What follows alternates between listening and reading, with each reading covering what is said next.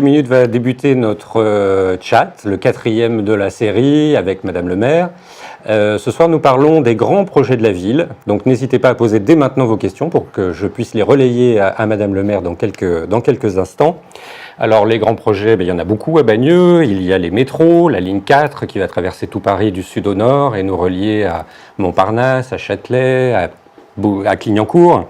Il y a aussi la ligne 15 qui va relier toutes les banlieues sud de Paris.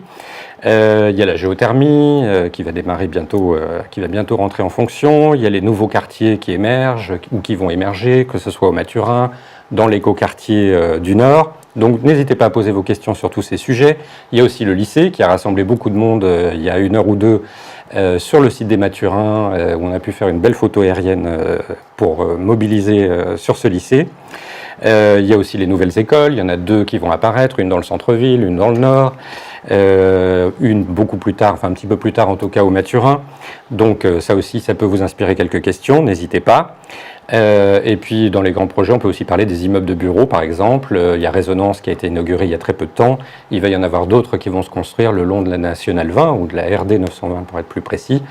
Là aussi, n'hésitez pas à poser vos questions et toutes les autres qui vous viendront à l'esprit sur ce thème des grands travaux à Bagneux. Et bien c'est l'heure, il est 20h30, nous commençons notre chat. Bonsoir, bonsoir Madame le maire. Bonsoir. Alors ce soir nous parlons des grands projets à Bagneux. Merci de nous recevoir dans votre bureau en direct à l'hôtel de ville et de répondre aux questions des habitants. Alors la première question, elle nous a été posée par Dylan, qui est membre du Conseil local de la jeunesse, le CLJ, et qui nous dit « Quel est le but de la rénovation urbaine que va subir Bagneux ? Ne pensez-vous pas que celle-ci pourrait lui enlever son identité ? Certains quartiers semblent oubliés. » Alors, mais c'est une très bonne question de Dylan. Je sens 2 inquiétudes en fait dans sa question. La première, c'est l'identité. Bagneux est une ville populaire, différente des villes voisines, parce qu'elle est accueillante pour tout le monde et pour aussi celles et ceux qui ne sont pas très riches. Et voilà, je pense qu'il y a derrière sa question, est-ce que cette ville populaire, demain, les habitants des quartiers populaires vont pouvoir continuer à vivre à Bagneux demain ? J'ai envie de dire à Dylan que, évidemment, moi, c'est un de mes objectifs prioritaires et je le dis extrêmement souvent, c'est que le développement de la ville, il doit profiter aux habitants et ne pas avoir pour objectif de les chasser, mais bien au contraire qu'ils y trouvent pour eux de l'intérêt, évidemment pour les jeunes, mais aussi pour les familles, pour leurs enfants, que toutes et tous puissent continuer à vivre à 3 km de Paris et pas se retrouver chassés parce que la ville se développerait. La deuxième inquiétude que j'entends dans ce que dit Dylan, c'est dans les quartiers, en gros il y a des quartiers neufs qui vont apparaître autour des métros, le quartier va être rénové, il va y avoir des nouveaux logements, des nouveaux immeubles d'activité. Au Maturin, il y a tout un quartier nouveau qui va s'aménager. Et donc il se dit peut-être, mais les gens qui vivent en fait dans les logements sociaux, qui datent des années 60, leurs logements ne sont pas toujours terribles, etc. Et il y a besoin de les rénover. C'est une question importante. C'est pour ça que, par exemple, moi, au pied des métros, j'ai dit c'est pas possible qu'on fasse la rénovation au quartier des métros et qu'on oublie le quartier de la Pierre Plate. Et donc, il faut aussi donner une nouvelle vie à ce quartier de la Pierre Plate. C'est aussi pour ça que je pense que Abbé Grégoire Mirabeau, également, c'est un des quartiers qui a besoin d'une rénovation urbaine importante. Mais aussi, d'une manière générale, que Bagneux, qui compte 67% de logements sociaux, que ces logements, qui ont beaucoup été construits dans les années 60-70, comme je vous le disais, qu'on obtienne des bailleurs la réhabilitation de ces logements pour qu'on puisse y vivre dignement et que ces logements correspondent aux logements dont on a besoin au XXIe siècle. Donc Bagneux ne sera pas une ville à 2 vitesses avec des quartiers riches et des quartiers pauvres. Antoine Dupuis, qui est un futur habitant, il n'habite pas encore à Bagneux, mais il se renseigne déjà manifestement puisqu'il est allé sur la page Facebook de la ville, comme vous. Il nous dit « Félicitations pour votre site internet, très moderne, et votre interactivité avec les habitants. Quand est-ce que la ligne 4 et donc la gare du métro est prévue d'être opérationnelle ? Quand est-ce que ça va marcher ? Alors oui, je comprends pour une nouvelle, peut-être quelqu'un qui va emménager prochainement, qui a peut-être acheté dans les nouveaux logements. Il s'interroge parce que les métros ont subi des retards. Alors maintenant, on est en plein dans les chantiers. Par contre, s'il est venu récemment, il a vu que les chantiers ont commencé. La ligne 4, donc la livraison, prolongement de Mairie de Montrouge à Bagneux, avec 2 stations, à Verdun et à Bagneux, 2020. Voilà, donc les travaux elle sera ouverte et le terminus arrivera à Bagneux en 2020. Et puis pour la gare du Grand Paris, donc la ligne 15, donc la prévision aujourd'hui est 2022. Voilà, j'espère qu'il n'y aura pas de retard. Mais donc c'est maintenant, on peut penser que c'est encore un peu loin, mais finalement c'est quasiment demain. Et donc c'est pour ça aussi que la ville est en chantier important dans tout le nord de Bagneux, parce qu'on a concomitamment finalement 2 lignes de métro qui vont arriver à Bagneux. Alors, un habitant que nous avons rencontré devant la poste Chateaubriand il y a quelques jours dit il va y avoir 2 métros sur le nord de Bagneux, c'est ce qu'on vient de dire, la ligne 4 que je connais bien, mais la ligne du Grand Paris Express, ça va nous servir à quoi, à part que ça fait encore plus de travaux à supporter pour les habitants? Alors oui, ça c'est une très bonne question. D'abord, je voudrais dire à cet habitant qu'on s'est battu pour que la gare du Grand Paris, il y ait une gare du Grand Paris à Bagneux. Parce qu'au début, le premier projet qui était présenté, en fait, pas qu'à Bagneux, mais il y avait en fait peu de stations. Et il y a eu beaucoup d'interventions des élus pour dire, voilà, nous on ne veut pas que ce métro du Grand Paris nous passe sous le nez, mais on veut qu'il s'arrête dans nos territoires, et notamment dans les territoires où il y a le plus besoin qu'il s'arrête. À quoi ça va servir pour les habitants? Mais évidemment, l'intérêt de cette ligne de métro, c'est qu'elle contourne Paris. Elle est autour de Paris, donc vous pourrez aller d'une banlieue à l'autre sans être obligé de passer par Paris, alors qu'aujourd'hui, le réseau de transport est construit complètement en radial. C'est-à-dire que si vous allez aller d'une banlieue à l'autre, il faut forcément passer par Paris, et c'est très très compliqué d'aller de Bagneux à Issy-les-Moulineaux, etc. Donc elles seront reliées entre elles, tout autour de Paris, ces stations, et elles nous permettront aux habitants qui travaillent d'une banlieue à l'autre de ne pas être obligés de passer par Paris et d'avoir des conditions de transport beaucoup plus rapides, aisées, et puis aussi écologiques, de pouvoir laisser aussi finalement sa voiture, parce qu'aujourd'hui quand on va d'une banlieue à l'autre, souvent les balnéolais, comme d'autres banlieusards, sont obligés de prendre la voiture, et ça aussi c'est important de pouvoir laisser la voiture pour qu'on respire enfin en région parisienne. Ça va accélérer aussi la desserte des aéroports, je crois. Bien sûr, on pourra rejoindre les 2 aéroports extrêmement facilement. Alors, une question qui est arrivée il y a quelques instants de Nico Doub sur notre page Facebook. N'hésitez pas vous aussi à poser vos questions. Concernant la géothermie, est-ce que les systèmes de chauffage sont compatibles avec les systèmes de chauffage actuels? Alors oui, bien sûr, sauf si vous êtes au chauffage électrique, mais autrement si vous êtes au chauffage urbain, au chauffage central, etc., il n'y a pas de problème, vous n'avez pas besoin de changer vos appareils pour pouvoir recevoir la géothermie. Alors ce que je précise, c'est que la géothermie n'est pas aujourd'hui utilisable par les pavillonnaires. Il faut un certain nombre, au moins 12 logements dans un immeuble, une petite copropriété, ou bien sûr dans le logement social. Mais c'est pas chacun, dans le logement social, c'est pas chacun individuellement qui décide ou pas de rejoindre la géothermie. C'est votre bailleur qui a décidé ou pas de signer un contrat avec Bagéops, donc qui est chargé donc de la commercialisation de la géothermie. Donc ça devrait permettre de chauffer déjà environ 10 000 logements donc, sur la commune, ce qui est important. Et puis dans les nouveaux projets, on a inscrit dans notre plan local de l'urbanisme que voilà, la liaison à la géothermie est fortement conseillée dans les projets. C'est le cas dans la ZAC Victor Hugo, au pied des métros. Tous les nouveaux immeubles devront être accordés donc, à la géothermie, qui est une énergie propre, durable, et qui a l'avantage d'avoir un prix stable, donc un prix qui n'est pas fluctuant en fonction du marché. Ça aussi, c'est important. Oui, c'est une énergie inépuisable, donc voilà, pas de pénurie comme pour le pétrole ou le gaz. Jean-Pierre Meunier, qui est très actif, bien que à ma connaissance, il n'a pas d'ordinateur, mais il doit se débrouiller pour nous envoyer des messages. Jean-Pierre Meunier pose cette question. Le foyer logement du Clos La Paume aura-t-il bientôt son défibrillateur? Il pourrait servir aussi à la médiathèque, la maison des arts, la maison de la musique et de la danse, et éventuellement aux habitations autour. Alors, le foyer logement du Clos La Paume est un foyer logement pour personnes âgées. Effectivement, il n'y a pas de défibrillateur aujourd'hui. Il y en a une dizaine d'installés en ville aujourd'hui dans des équipements publics. Il n'y en a pas à la résidence de personnes âgées. C'est lié au fait qu'il y a des résidents qui ont des pacemakers, en fait. Donc, il est fortement déconseillé dans ce type d'établissement de mettre des défibrillateurs parce que ceux qui sont appelés à l'utiliser, celles et ceux qui sont appelés à l'utiliser ne savent pas forcément que la personne porte un pacemaker et donc il ne faut absolument pas utiliser un défibrillateur pour la réanimer. Donc c'est pour ça qu'il n'y a pas de défibrillateur à la résidence de personnes âgées. C'est pas du tout parce qu'on ne veut pas protéger les personnes âgées, bien au contraire, mais c'est parce que c'est contre-indiqué avec la nature de l'équipement en fait. Alors, une habitante de la Pierre Plate que nous avons rencontrée au début du temps fort, hashtag Passe en vous, c'était le 14 septembre et c'était devant le Simpli. Elle s'est adressée à un agent de la ville ou un élu qui était présent et elle voulait vous poser cette question. Nous nous inquiétons du projet de réhabilitation du quartier. Comment va se passer le relogement des habitants de la Pierre Plate ?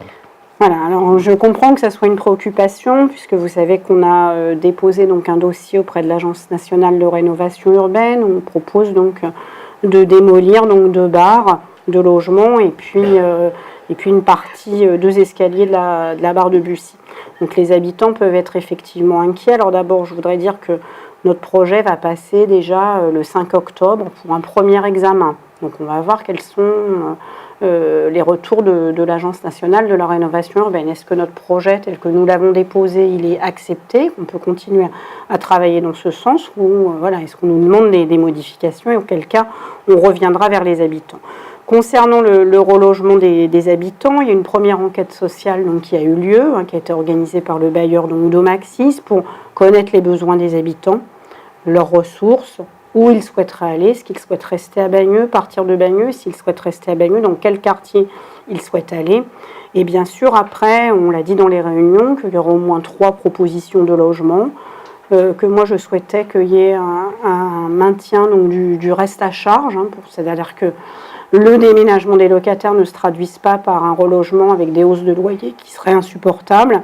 Donc on va travailler comme ça, on a l'habitude de le faire, on l'a fait pour la Barre des Tertres, on l'a fait tout récemment pour la Tour Pasteur que tout le monde a vu qui vient d'être démolie. Voilà, on est capable, en collaboration avec le bailleur, de travailler à permettre aux gens d'être relogés dans des bonnes conditions, avec les choix qu'ils souhaiteront d'endroits, de typologie de logement. Et voilà, je voudrais essayer de rassurer. Je comprends, j'ai envie de dire à ces personnes que voilà, quand on vous dit, j'ai vu une dame aujourd'hui, j'étais devant la Madeleine et elle me disait, ça fait 48 ans qu'elle habite rue Mozart, couple. Donc, je discutais avec eux. Effectivement, on dit à un couple de personnes âgées qui vit là depuis 48 ans, il va falloir que vous changiez d'endroit. C'est pas évident parce que ces gens sont âgés, ils s'inquiètent pour leur déménagement. Est-ce qu'on va nous aider à déménager? Qu'est-ce qui sera pris en charge? Voilà, j'ai envie de dire vraiment et de reprendre l'engagement devant les habitants que tout sera fait pour favoriser leur relogement, les accompagner dans ce relogement. C'est vraiment mon objectif n'est pas de chasser une partie des habitants. Mon objectif, c'est dans cette cité qui a 850 logements sociaux, qui est aujourd'hui complètement ouverte, où tout le monde peut rentrer à l'intérieur de la cité. On sait bien que les espaces libres servent de parking plutôt que d'espaces agréables où on peut se retrouver, on peut aller jouer avec ses enfants. Voilà, que cette cité, elle bénéficie donc d'une vraie rénovation et pour le reste des logements aussi d'une réhabilitation importante de ces logements, notamment en matière énergétique. Donc voilà, je voudrais la rassurer pour lui dire que, voilà, en tous les cas, elle peut compter sur moi. On a su le faire par le passé et je crois qu'on n'a vraiment pas à rougir de ce qu'on a fait. On l'a fait le plus correctement possible. Et vous organisez des réunions régulières avec les habitants de la Pierre Plate? Oui, on a déjà fait 3 réunions avec les habitants de la Pierre Plate et donc on en fera d'autres. Moi, alors évidemment, on va peut-être me dire que j'ai informé trop tôt les habitants, en fait. Mais moi, j'ai souhaité, et que du coup, ça les angoisse, parce qu'il y a un temps d'attente qui est assez long. Mais moi, j'ai souhaité vraiment que ce projet se construise avec les habitants, et je ne trouve pas bien de dire aux habitants 3 mois avant, dans 3 mois, vous allez partir de votre logement les uns derrière les autres, et on ne discute pas avec eux du projet. C'est important d'élaborer le projet avec eux. C'est pour ça qu'il y a aussi un conseil citoyen avec des habitants qui siègent dedans, et qui sont les interlocuteurs de la ville et de l'État. Alors, on a beaucoup de questions qui arrivent sur Internet, c'est très bien. Donc, on va essayer de faire des réponses courtes pour répondre à tout le monde. Pardon, Camille Plançon nous a envoyé sa question. Quand est prévue l'ouverture de la crèche de la ZAC Victor Hugo? Et y a-t-il du stationnement prévu dans la nouvelle rue Assiad Djebar? Alors, la nouvelle crèche, donc, le permis est en train d'être déposé, donc il faut 2 ans pour ça soit construit et livré, puisqu'au-dessus, il y aura des logements, il faut 2 ans, 2 ans et demi, donc voilà, on tient ces délais-là. Donc je sais que c'est toujours long. Quand on attend évidemment une place, ça sera une crèche de 2 fois 45 berceaux. Donc, voilà, dans la rue Assiad Djebar, donc il y a des vrais problèmes de stationnement qui sont liés pas forcément à la livraison de la nouvelle résidence, où là les habitants ont quand même des parkings souterrains. Donc, j'invite aussi chacun à utiliser ces stationnements que vous avez, parce qu'évidemment, avec la période de travaux que nous connaissons donc dans le nord de la ville, voilà, il y a des difficultés de stationnement, donc, parce que certaines personnes n'ont pas de parking. Donc vraiment, utilisez vos places de stationnement quand vous en avez en sous-sol. Il faut peut-être justement les réutiliser, reprendre l'habitude de les utiliser, parfois travailler avec les bailleurs pour les sécuriser, parce que les gens n'y vont pas parce qu'ils ont des craintes, etc. On a fait un parking, on a rajouté un parking donc derrière le théâtre, un dans la rue Gustave Courbet. Donc voilà, il y a des nouveaux modes de stationnement qui existent et c'est ces stationnements-là qu'il faut emprunter aujourd'hui et éviter vraiment de stationner, j'insiste, de manière illégale et qui pose vraiment des problèmes de sécurité pour toutes et tous et rendre la vie désagréable. Une question qui nous est arrivée il y a quelques instants, de Lolotte Salaoun. Avec les futurs métros, il faut penser aux personnes à mobilité réduite, dit-elle, sur les trottoirs et pour accéder aux magasins. Bien sûr. Alors, avec les nouveaux aménagements, n'importe comme aujourd'hui, quand on aménage des nouvelles voiries, des nouvelles places, des nouveaux commerces, c'est une obligation de se mettre en conformité avec la loi et donc que ces commerces, ces voiries soient accessibles aux personnes à mobilité réduite, en fauteuil ou même au moment avec des poussettes, etc. Donc voilà, ça c'est une obligation, donc ça sera fait dans le cadre des nouveaux aménagements. Mais je voudrais aussi dire à cette dame qu'à chaque fois qu'on réaménage une rue aujourd'hui, une voirie, c'est aménagé de façon accessible parce que c'est une obligation.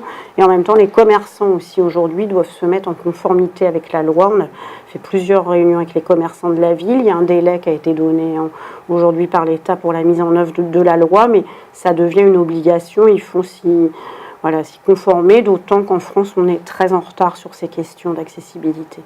Bon, mais comme Bagneux rénove, plus on rénove, plus les personnes à mobilité réduite ont leur place, donc ça devrait... On a fait d'ailleurs une balade urbaine, là, dans le cadre d'Hashtag Passons-vous, avec des personnes à mobilité réduite, et on voit bien tous les obstacles qu'il y a aujourd'hui pour des personnes à mobilité réduite ou des personnes malvoyantes, etc., pour emprunter les voiries communales ou parfois traverser, etc. Donc chaque fois qu'on réaménage, on tient compte des différents handicaps pour que la vie soit plus facile pour celles et ceux qui ont des difficultés. Aurélie Gosselin nous a posté sa question tout à l'heure. Avec tous ces travaux, qu'en est-il des carrières qui sont dans le sous-sol de Bagneux? Est-ce que ça représente un danger pour les habitants, ces carrières? Alors, à chaque fois qu'il y a des projets, qu'ils soient ceux du métro, ceux de construction de nouveaux logements, ceux de construction d'activités, etc., c'est une obligation aujourd'hui de combler les carrières. Donc, à Bagneux, il y a beaucoup de carrières, donc on met beaucoup d'argent dans le sous-sol ou quand on fait un équipement public, c'est une obligation donc de faire des sondages et en fonction de la caractéristique du sous-sol, soit on fait des pieux, soit on comble complètement les carrières, mais c'est aujourd'hui une obligation et ça permet justement de faire que aujourd'hui les immeubles qu'on construit ou les maisons qu'on construit, même une maison d'un particulier, aujourd'hui même un petit pavillon, on va vous obliger de passer par l'inspection des carrières. Et en fonction des prescriptions que va vous donner l'inspection des carrières, vous êtes obligé de consolider votre sous-sol. Donc là aussi, plus on rénove, plus le sous-sol est confortable. Voilà. C'est vrai que ça coûte très cher. Oui, par contre, ça surenchérit le coût de la construction, c'est pas toujours très simple. Une question de Joël qui a posé cette question devant le bureau de poste Barbus et c'était le premier jour d'Hashtag Passons-vous, le 12 septembre dernier. Les nouveaux logements ne sont-ils destinés qu'aux riches? On y a un petit peu répondu tout à l'heure, mais peut-être... Alors, c'est une bonne question. Je veux bien y revenir parce que c'est une question importante. Bagneux compte 67% de logements sociaux. C'est évidemment pas le cas dans toutes les villes qui nous entourent. D'ailleurs, il y en a 22 sur 36 dans le département qui n'ont même pas les 25%. Moi, je dis que Bagneux, pour Bagneux qui se développe, a aussi besoin d'une diversité, d'une mixité dans l'habitat. C'est une question importante. On ne peut pas concentrer dans certaines villes tous les logements sociaux et dans d'autres aucune. Donc évidemment, on fait aujourd'hui des programmes en accession aussi à la propriété. Et je crois qu'on ne peut pas dire que Bagneux a la volonté d'exclure les plus démunis, puisqu'on a 67% de logements sociaux. Et j'ai même envie de dire à cette personne que même aujourd'hui, dans les programmes que nous faisons, nous ne construisons pas que du logement en accession à la propriété. Nous continuons à construire du logement social neuf. Notre objectif, c'est 25%. Évidemment, c'est plus 67%, parce que notre objectif est d'aller vers un rééquilibrage 50-50, pour que ça soit une ville plus équilibrée. Mais on continue à construire des programmes de logements sociaux neufs. Il y en aura 20% dans l'écoquartier Victor Hugo, 25% sur le quartier des Mathurins. Enfin, voilà, et c'est une vraie volonté. On a aussi un autre projet à Sarail où il y a une partie de logements sociaux, à Sanofi également.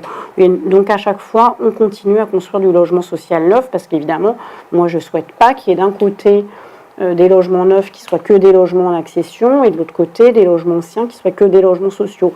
Ça, c'est pas bien, donc il faut pouvoir continuer dans le renouvellement urbain à construire donc du nouveau logement social. On va en démolir à la pierre plate, donc on va reconstituer l'offre ailleurs. Samir, qui a été rencontré le premier jour de #PasseSansVous, décidément les gens étaient très actifs dès le démarrage de l'opération. Alors lui, on l'a rencontré à l'arrêt de bus du 391, à l'arrêt rue Froide, tout près d'ici. Notre quartier, côté Châtillon, est vieillissant et pas très dynamique, je trouve. Sur votre carte bilan, cette fameuse carte que tous les habitants ont reçue avec le Bagneux Info et qui énumère un petit peu tous les grands projets de la ville et qui précise justement où en sont ces différents projets. Donc n'hésitez pas à le consulter parce que ça répond à beaucoup de questions qu'on se pose ce soir. Sur votre carte bilan, on parle de la zone industrielle Jean Jaurès, mais qu'est-ce qui est vraiment prévu dans cette zone Jean Jaurès ? Alors, cette personne a raison parce que c'est une entrée de ville par Montrouge et Châtillon, et c'est une entrée de ville aujourd'hui, la vue Jean Jaurès, qui n'est pas une entrée de ville qualitative, quoi. Surtout qu'il y a le métro aussi, Châtillon-Montrouge, avec aussi les travaux et une gare du Grand Paris qui va arriver, donc c'est aussi un quartier qui va se rénover. Ce que nous avons donc décidé aujourd'hui, le conseil municipal a voté pour, c'est qu'on a installer ce qu'on appelle un périmètre d'études, donc pour regarder ce qui bouge aujourd'hui dans ce quartier. Et donc, on a conventionné avec l'établissement public foncier qui achète donc au fur et à mesure, en aide donc à la commune, certaines parcelles qui se libèrent. L'objectif, c'est de faire à long terme donc un projet de rénovation complète de ce quartier. Mais j'ai aussi envie d'être franche. Il y a beaucoup de projets dans la ville. Il y a le projet de l'écoquartier Victor Hugo, il y a le très gros projet sur le site des Mathurins sur 16 hectares. On ne peut pas tout faire en même temps. Il faut faire au fur et à mesure et être en capacité, nous, la ville et nos services, de porter tous ces projets. Donc il n'y a pas de projet aujourd'hui déterminé encore. Il y a simplement une veille et une acquisition foncière qui se fait petit à petit. Mais bien sûr, moi j'ai bien en tête ce quartier-là, mais chaque chose en son temps. Il ne faut pas avoir les yeux plus grands que le ventre et vouloir tout faire en même temps. Il y a déjà beaucoup de travaux dans la commune, soyons raisonnables. Donc cette zone n'est pas oubliée, elle fait partie des projets de la ville et elle interviendra à un moment où on aura suffisamment avancé les autres projets. Donc pas dans ce mandat alors, si je vous entends bien ? Je ne pense pas dans ce mandat, non. Sylvaine, une retraitée, nous envoie cette question, qui est une longue question. On nous parle beaucoup du projet des Mathurins, là où il y avait Thomson avant, c'est sans doute une ancienne habitante, mais je ne comprends pas bien, car j'ai entendu que le terrain n'était pas à la ville. Et s'ils font une résidence privée toute fermée, ça ne va pas servir aux balnéolais. C'est une très bonne question. Ça, évidemment, l'objectif n'est pas de faire sur ces 16 hectares une résidence fermée pour riches, si c'est ça l'inquiétude, où les habitants ne pourraient pas aller. Alors, ce terrain ne nous appartient pas parce que Thalès, qui était là auparavant, avant la direction générale de l'armement, Thalès avait vendu son terrain aux Qataris. Les Qataris avaient un objectif de faire beaucoup de logements, 4-5 000, disait-il à l'époque. Donc notre plan local de l'urbanisme les a empêchés de faire ce qu'ils souhaitaient. Donc ils en ont eu un peu peut-être assez de la ville. Du coup, ils ont vendu leur terrain et quand il a été vendu, donc c'était 105 millions d'euros ce terrain. tout le monde se doute bien que la ville ne pouvait pas mettre sur la table 105 millions d'euros pour acheter ce terrain. Moi, j'ai même essayé de faire un tour de table avec l'établissement public foncier. On a fait une réunion avec le préfet pour regarder est-ce qu'il y a plusieurs puissances publiques, on pourrait faire quelque chose. Ça n'a pas pu aboutir, donc c'est un investisseur français, privé, qui a acheté ce terrain pour 105 millions d'euros. Donc nous, on travaille avec ce propriétaire privé pour aménager donc, ce site. Évidemment, l'objectif, c'est d'abord de relier le sud et le centre-ville. Premier objectif, c'est que les habitants du sud ou du centre pourront aller d'un endroit à l'autre en passant. On pourra traverser ce site qui est complètement aujourd'hui fermé. Ça veut dire des nouvelles rues, des nouvelles voiries. D'ailleurs, il y a eu une concertation, le conseil municipal s'est prononcé mardi sur la concertation, sur des nouvelles voiries qui seront proposées. Tout ce qu'il y a à l'intérieur, sauf un des bâtiments, le bâtiment Y, va être démoli. C'est des anciens bâtiments industriels très anciens. Et donc, l'objectif sur ce site, c'est de construire donc, des logements, de l'activité économique, donc 100 000 m² d'activité économique. On garde vraiment de l'emploi sur ce site et moi c'est vraiment une volonté importante. Un nouveau groupe scolaire, une crèche et puis le lycée, puisqu'on a discuté donc avec moi j'ai discuté avec le propriétaire privé pour lui dire voilà c'est vraiment intéressant pour nous qu'il y ait un lycée, mais le lycée pour qu'on puisse espérer qu'un jour il voit le jour, justement, il faut pouvoir dégager 1 hectare et le donner gratuitement à la région, ce qu'a accepté donc, ce propriétaire privé. Donc c'est un projet qui tient compte de tous ces éléments-là. Et vraiment, l'objectif, c'est que ça soit un projet pour les habitants. Il y aura un parc aussi de 2,5 hectares. Donc c'est vraiment un projet qui profitera à tout, pas qu'à ceux qui viendront y vivre, mais à tous les habitants de Bagneux, puisque ça prolongera le parc François Mitterrand sur 2,5 hectares. Très bien. Une question de Bintou, qui a 29 ans. Il va y avoir des immeubles tout neufs sur le site de Sanofi. Donc là, on change de lieu, mais c'est aussi un programme d'assez grande ampleur. Moi, je préférerais qu'on mette l'argent pour l'Abbé Grégoire, qui est juste à côté, où les logements sont vraiment dans un sale état. Oui, alors, la ville ne met pas du tout d'argent sur le site Sanofi, déjà pour préciser, puisque en fait, Sanofi a quitté la ville maintenant depuis plus de 5 ans. Ils ont décidé de se délocaliser ailleurs. Donc, notre question, c'est qu'est-ce qu'allait devenir ce site? Ça fait déjà plus de 5 ans qu'il est vide. Alors, il faut éviter de laisser une friche industrielle comme ça pendant très longtemps, parce qu'en général, il ne se passe pas que des choses très agréables dans ces cas-là. Sanofi donc, a missionné Bouygues donc, pour aménager complètement ce site. Donc ça sera un site où il y aura une résidence étudiante, des logements et puis la conservation donc, du bâtiment d'activité pour y accueillir des petites et moyennes entreprises. Donc ça, il n'y a pas d'argent, je vous dis à Bintou, la ville n'a pas mis d'argent dans ce projet. On travaille là avec un propriétaire privé, on n'était pas propriétaire de ce site. Mais je comprends sa question parce que à côté, il y a la cité Abbé Grégoire Mirabeau où les gens vivent mal.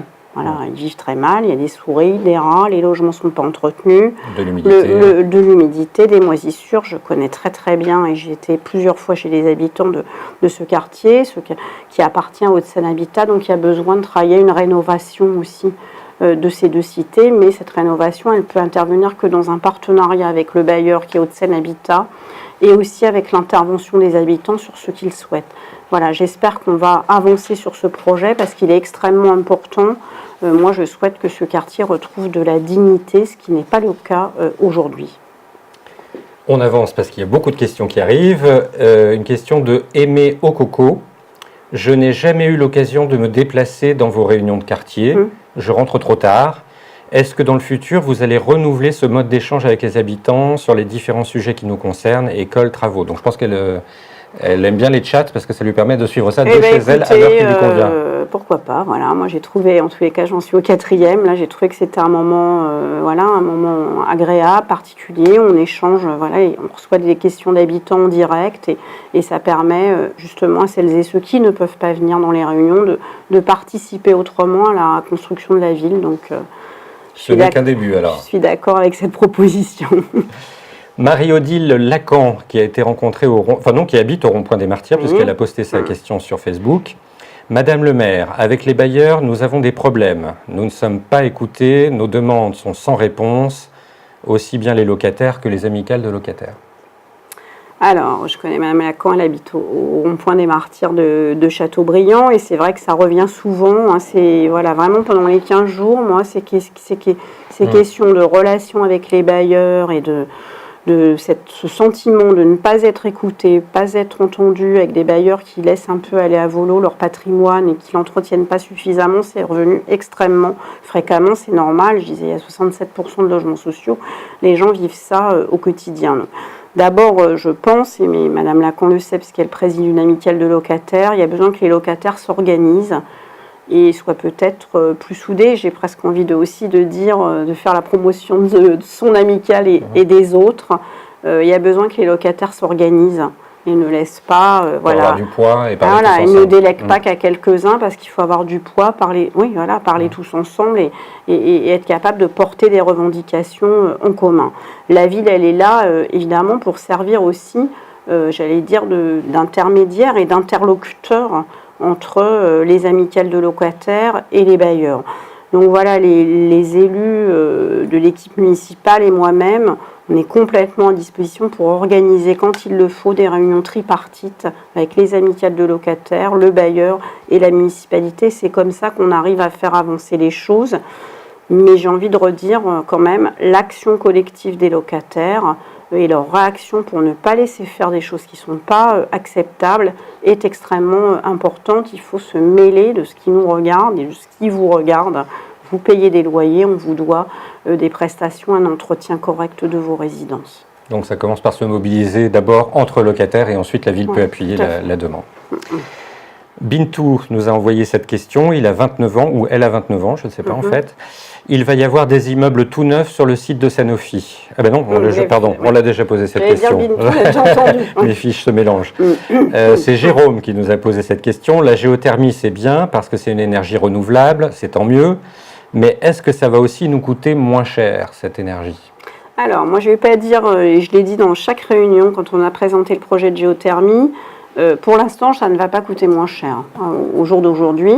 Ce qui est sûr, par contre, c'est que c'est une énergie qui est propre, et ça, on préserve la planète, et on ne peut pas simplement faire du discours, il faut agir sur le terrain, et nous, on avait la possibilité de le faire, donc voilà, on a parlé au moment de la COP 21, mais après, qu'est-ce qu'on fait concrètement pour agir quand on peut le faire et quand on a le pouvoir de le faire.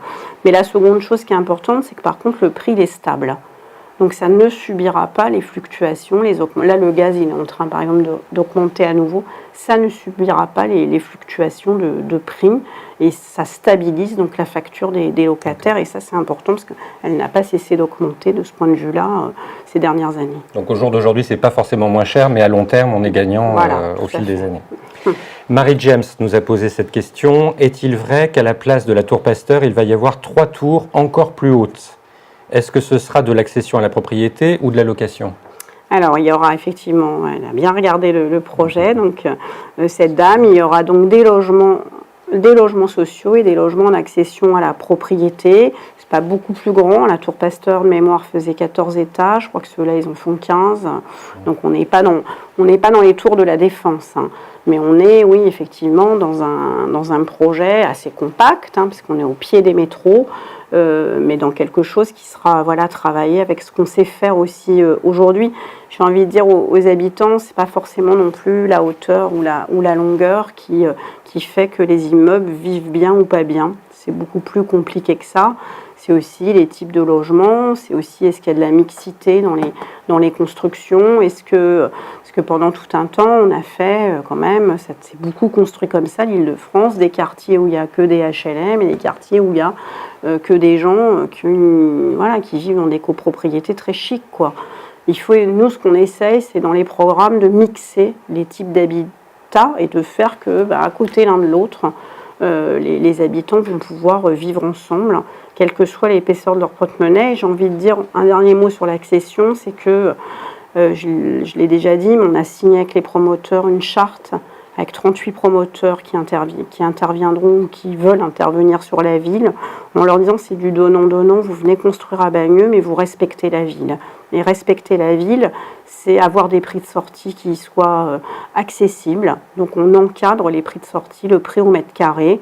Et aussi on demande à ces promoteurs que les projets soient concertés aussi avec les habitants et construits avec les habitants. Et c'est aussi extrêmement important pour moi donc de permettre aussi ce qu'on appelle des parcours résidentiels, c'est-à-dire permettre aussi à des gens qui aujourd'hui vivent dans le logement social, pourquoi pas d'acheter demain ou à leurs enfants, mais à des prix qui ne soient pas 8 000 ou 9 000 euros du mètre carré, ce qui est inaccessible pour 95% des habitants de Bagneux. Et dans ces 3 immeubles qui seront au-dessus à la place de la Tour Pasteur, est-ce que ce sera de l'accession à la propriété ou de la location ou un peu des deux? Il y aura les deux. Alors, Sony, je ne suis pas sûr de bien lire son nom, j'espère qu'elle m'excusera ou qu'il m'excusera. Sony Cabenet. Avec l'arrivée de nouveaux habitants dans le sud, est-il prévu de négocier avec la RATP un bus plus fréquent que le 391 qui s'arrête à 20h à peine et ne circule pas le dimanche? C'est vrai que pour relier les métros, ça serait bien pratique. Bien sûr, ça c'est une question importante parce que le sud de la ville, déjà cette ligne 391 a été créée sur incitation de la ville, elle n'existait pas auparavant et pendant des années, la ville a financé avec d'ailleurs la DGA, la Direction Générale de l'Armement, a financé donc ce réseau qui aujourd'hui est complètement repris en charge par la RATP et le STIF parce que justement il y a suffisamment de voyageurs et qu'ils s'équilibrent. Donc ça c'est pour moi une question importante, la desserte des quartiers.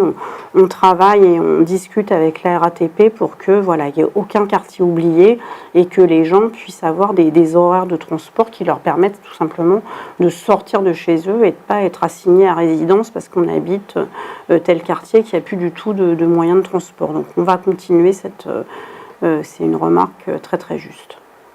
Eh bien, c'est déjà la fin de ce 4e Facebook Live, mais ce n'est pas le dernier, puisque vous nous l'avez annoncé, on se retrouvera sur Facebook prochainement. Merci Madame le maire, merci à vous de l'avoir regardé, ce Facebook Live, et d'y avoir participé. Merci aux équipes de Demain TV qui nous ont aidés à mettre en image ces émissions, Jérôme Caltran, le patron, Nicolas, le réalisateur, Laurent derrière ses caméras, Christophe à la technique, Baptiste au son, voilà, ils nous ont bien aidés sur cette opération qui était un peu nouvelle pour nous à Bagneux.